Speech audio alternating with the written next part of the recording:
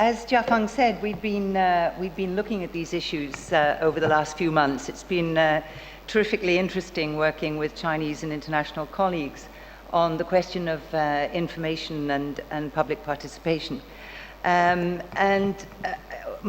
think my task today is to reflect on what has happened in the last 20 years or so on the international side as many countries in the world have looked at the question of public participation, its relationship to information, why this matters and why this has become such a pervasive topic. As Jiafeng also said, public participation can be negative, and we've had a lot of examples in China in the last few years of rising public concern expressed in not always positive ways, and this is a problem from many aspects, partly because of social stability, but also because many major projects can find that they run into difficulties at a very advanced stage. Theories of public participation and the practice that's involved internationally are partly designed to address that kind of issue. And I think that, obviously every country has its own decisions to make about how these things are organized. But there have emerged in the last 2 decades some pretty universally accepted principles which have influenced how they're interpreted in many places. So the first thing I think I want to say is the relationship between public participation and information. These two are very intimately connected. So a well-informed public is much better able to take a constructive role in participation. And participation based on poor information is obviously going to be less meaningful. The other important point I think that's emerged is that for people to participate actively, for people to have enthusiasm for participation, it has to be meaningful. It has to have some effect. And people have to understand what that effect is. Otherwise, why should they bother? Or why should they bother to engage constructively? So the theories that have grown up have been around these questions. How do you turn what can be negative public participation, which might grow out of frustration or exclusion, into a positive value, and a positive value not just for those who participate, but for policymakers and for government. So this is the kind of core principle. These principles derive, there is a body now of internationally accepted standards which has informed international law. And these derive, they're quite highly developed in Europe, but they are actually United Nations principles, and they begin with the first Rio conference, particularly the declaration that followed the first Rio summit in 1992, particularly Principle 10. And this lays out the value of participation. And it is very closely concerned with the dilemma that every government faces, every government with a major environmental problem. How do you solve this problem? And the recognition that you really can't solve it, government cannot solve it alone. Government needs to mobilize all kinds of social forces, including NGOs, including ordinary citizens, including media who collect and distribute information. Otherwise, these problems simply don't get addressed. So public participation is part of that nexus. And these were the principles that Rio developed, or Rio advanced 20 years ago. And it is not only it lays out what the desired aspects of public participation are, but what the responsibility of states should be. And they include making information available, making opportunities for meaningful participation, but also the final point there, which is effective access to judicial and administrative proceedings, including redress and remedy, so that if someone is unhappy, perhaps not so much with the outcome of a decision, but the way a decision was reached, there has to be some meaningful redress. The real principles were then elaborated. The principles were laid out, but how are they to be applied? And there were two major regional elaborations of these principles. The first was the Organization of American States, which set up a study on how to formulate such principles into public policy. And in the course of it, it laid out a theory of change, if you like, which elaborated the importance of information in bringing about positive change, which was this set of principles. And then these were reiterated 20 years after the first Rio conference in the document, The Future We Want. And again, looking at how you achieve sustainable development, the declaration reiterated the principle that public participation was absolutely essential to the promotion of sustainable development. It's not something that government can do alone.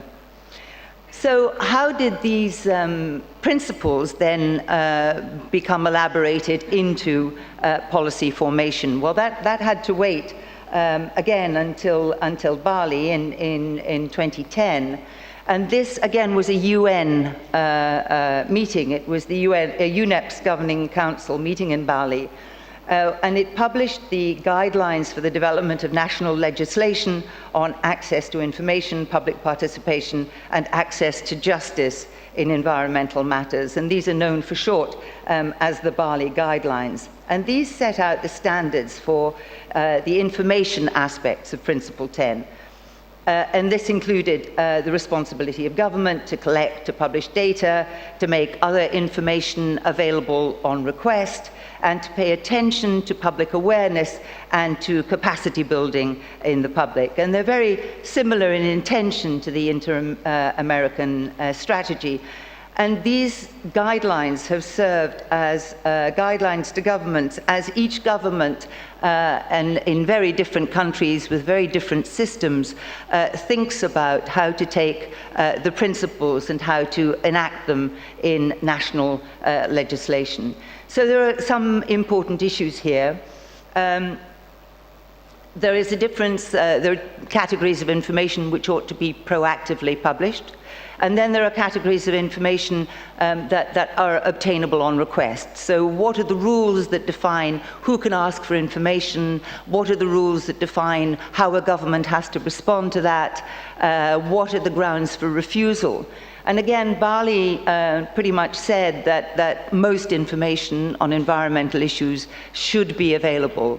And that the circumstances under which it can be refused should be very, very narrowly defined. I mean, a catch-all definition such as national security it would not be accepted under the Bali Guidelines. It has to be rather more narrow than that. For information to be available, of course, it has to be collected, it has to be updated, it has to be relevant, and it ought to include information about the government's own performance, the compliance of authorities.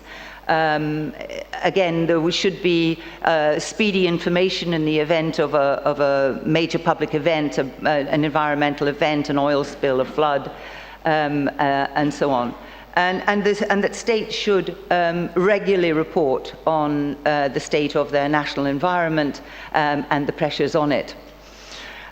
So these Bali Guidelines were then taken by UNES, which is it's the United Nations Economic Commission for Europe. And despite its name, this is not confined to Europe.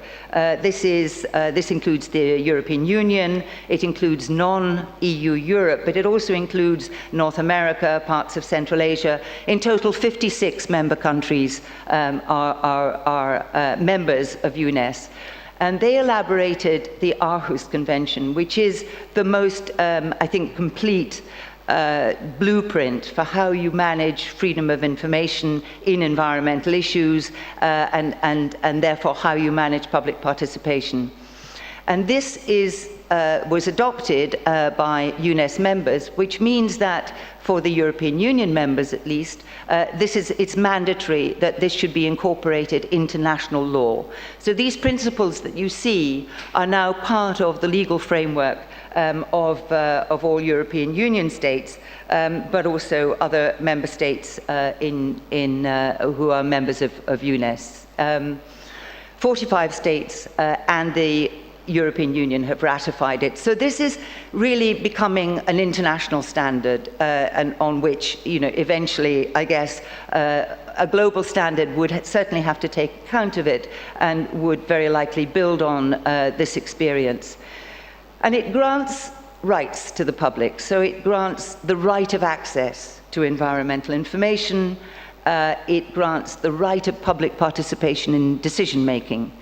And again, it reiterates the need for redress, for access to justice for those who feel that decisions have harmed them, or that the process of making a decision is unfair.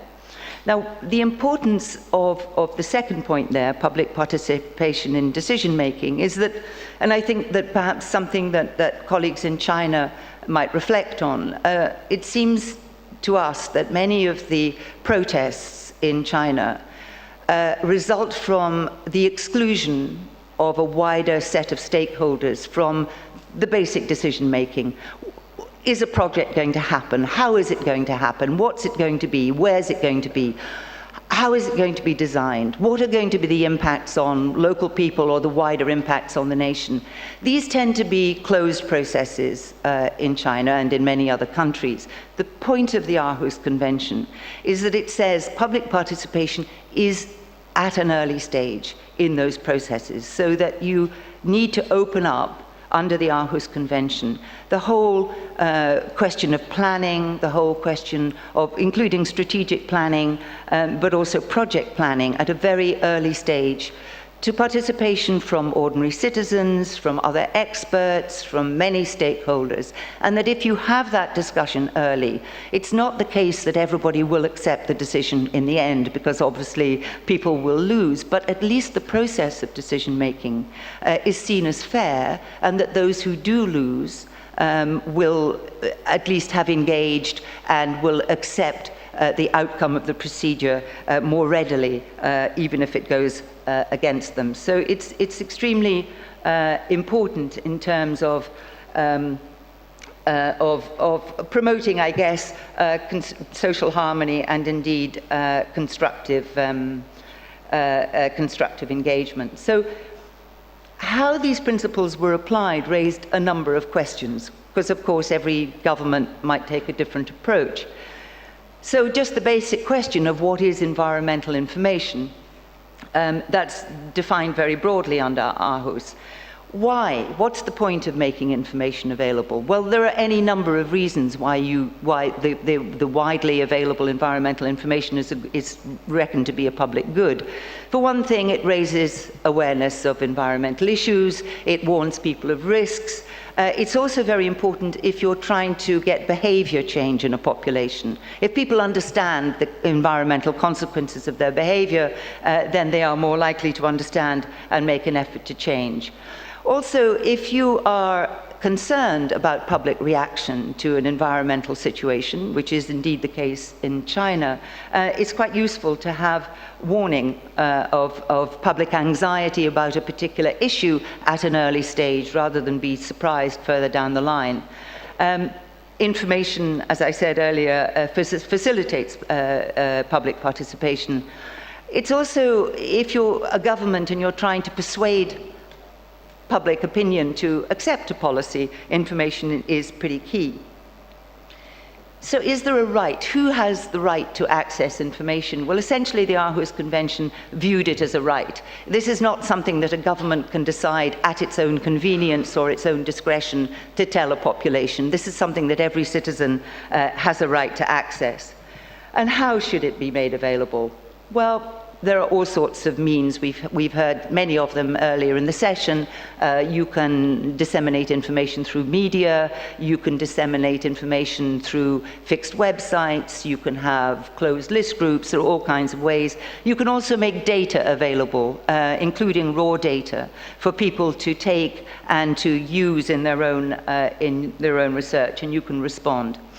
Now, another issue that came up in the work that we've done over the last few months is whose information is trusted.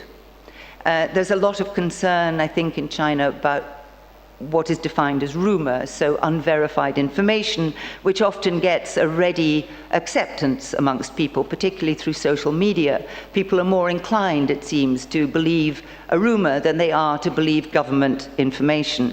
Well, that's unfortunate, but I think that there are things to learn from this. And one of the things that I think is fairly basic to the Aarhus principles is that if your data is slow, or if it's incomplete, or if it's inadequate in any way, it's not going to be trusted. So the less data there is, the more space you give to rumor, the more space you give to unauthorized versions. And one of the best ways of combating inadequate information is to have better information, to have really open, trusted, verified information available in a timely manner for people, so they don't necessarily need to go and look for alternative sources. And if they do, essentially in the digital media age, you're in a marketplace and trust is the currency. So if you need to build trust, then this is an important way to do it. So just to recapitulate that information and participation are very much two sides of an important coin, and that if we understand information only as top-down information, we're missing the point. The regime that was constructed in Europe on the basis of Aarhus is very much a two-way information system. And in the digital media age, top-down information doesn't work. People are no longer willing simply to accept what is distributed from above. Information in the digital age is networked. It goes between groups who trust each other. It goes between peer groups. It goes from government to people, but it also goes from people to government. Now, this isn't just a matter of collection of opinion. Crowdsourcing, citizen science have become fairly key elements in the whole universe of data collection, particularly environmental data in Europe. So as we explore this, it's important to remember that information is certainly two-directional, if not multi-directional. So on the basis of Aarhus, these were the principles that then were taken forward, and they were taken forward by the European Environment Agency in constructing its own information systems, and on the basis of that building, again, what is the beginning of a global environmental information system. So the European Environment Agency, which looks after the environment in the member states and coordinates with national environmental agencies. So that's basically 350 million people. It reports in 25 languages, and it has built an interoperable and collaborative data collection system, which means that anyone, any European citizen obviously, but any citizen can access data on the European environment on the EEA website. And important, there are a number of principles, again, which were built into this system. One is that data collection, storage and distribution has to be interoperable to be useful. There's no point in having 25 different data systems if you're the European Union. There's no point in having however many provincial data systems if you're China. It's not useful. You need data systems to work at every level, from the ground to the national to the global level, and then you really get a positive value for the information that you collect. So this is the EEA website, Among the principles that it operates on is that data is collected once and then used many times. So you have data is kind of hoovered up. It's put into this interoperable network, and it can be used for national reporting, it can be used for compliance, it can be used for benchmarking, it can be used in any number of ways. EEA has elaborated its own website. It uses Facebook, social media, it uses Twitter to disseminate its information. It uses YouTube. So as well as the static website, it's had a fairly proactive approach to social media and a very proactive approach to data access. So data access on the EEA website is important. And these are the principles, as I said, that have informed it and made it into a tremendously useful set of standards. So again, I know we're very short of time. So this refers partly to the use of new media to disseminate data, but it also, if you look at the fourth point there, mobile applications can be integrated with geographic information systems. This is about data harvesting from the general public. So I think I have a... Right, so they're creating systems that make the public both a user of the data that's collected and a supplier of new data into the system. And this comes to the global public information aspect of Eye on Earth. Eye on Earth is a public-private partnership between the European Union, the EEA, Abu Dhabi, and Microsoft. And it's built a global environmental information system, again, completely interoperable, so that any one of us in this room can go onto Eye on Earth and find out water quality in any place that is reporting into it, and that's about 60 countries now. So again, it's the idea is that the more people you have inputting data and the more people you have accessing and using the data that's inputted, the more value the data is. So it's an incredible store of information. And you can, if you register on this site, you can download data sets, you can use them to create your own maps, you can do extraordinary things with it.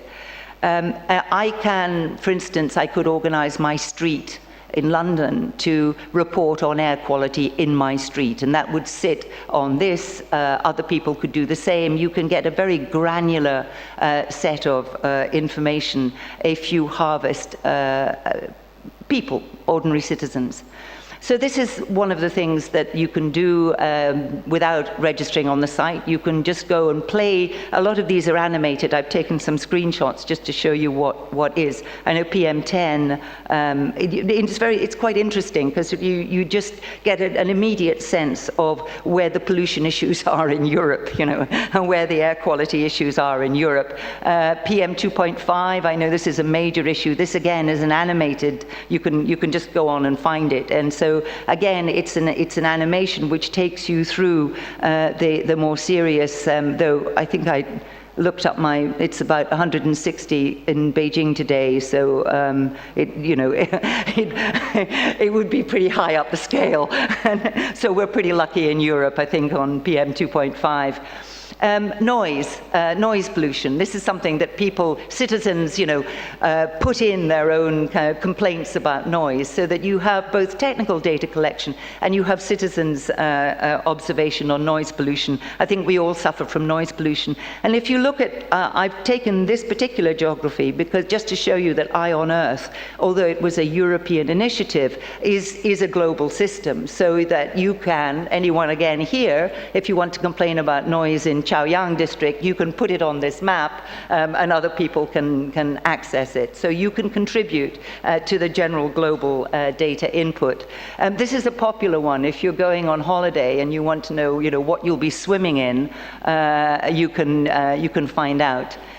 So this system, which again is critical to public participation. I just want to close very briefly with just going down into one country in Europe to see how information and public participation can help to create better policy, better outcomes, and more public acceptance. And I'm just taking two opposing views, if you like, or views that are normally considered oppositional. So in Germany, German Watch is an NGO. It's an environmental NGO. And so these guys are always kind of on the back of government. They're always scrutinizing public policy. They're ready to act on behalf of the public. They're ready to take legal cases on behalf of the public. But this is how they see public participation. And they see that if political decisions are taken without participation, they lack legitimacy. And that public participation can improve not only the legitimacy, but the quality of decisions, because you just get more input into public policy. And so this is what they do, and that is their approach to public participation. So there are plenty of examples of how this works in Germany, and they are part of all that. As civil society, they are part of all those processes. And again, there are plenty of legal frameworks in Germany for how that might work. That could be direct democracy, it can be stakeholder consultation, referenda, all manner of things. And this is the kind of thing that German Watch has been involved in. You know, there's been a huge debate for decades in Germany, which has included a great deal of public demonstration on nuclear power, on whether to have it at all, which finally finished this year in, just after Fukushima, in the decision of the German government to phase out nuclear power. But this is a very, very long public debate, and this was one of the things that they organized, and that pretty much is the progress of the nuclear power debate. So just to contrast this with the view from the government on public participation. Now, you might expect that the government would find public participation a nuisance, because it gets in the way of their ability to make decisions and so on. But in fact, if we look at this gentleman, Christoph Sangenstedt, works in the Ministry of Environmental Protection in Germany, and his views on why public participation matters are extraordinarily similar to those of the NGOs. So my point is not that these people are going to agree on particular projects or particular policies, but the fact that they agree on the process gives them a basis for discussion, which produces much better outcomes and much better acceptance by the public. So that you have an NGO arguing for it, but you also have the government arguing in very much the same terms that this is a desirable thing. And it's a desirable thing not just because it gets better policies, but if there are going to be objections to a project, you want to know them at the beginning. You don't want to know them at the point when you're starting to build it, because that's really too late. And you know, the possibility of taking action to stop a project, of course, in Europe are pretty extensive. So in Germany, the government has reflected on the application of these principles, and they've decided that although the public is involved at a relatively early stage in projects, it needs to be involved even earlier, so that instead of a project being presented and the public commenting, what they would now like to see in Germany is that the public should be involved as the project is being designed. So even at the design stage, before the developer presents his project, the public should be involved, helping to improve the project, helping to raise their objections, helping to see if we can, as a group, negotiate our way through to something which is less damaging. So I know we're out of time, so thank you very much indeed. Thank you, Isabel.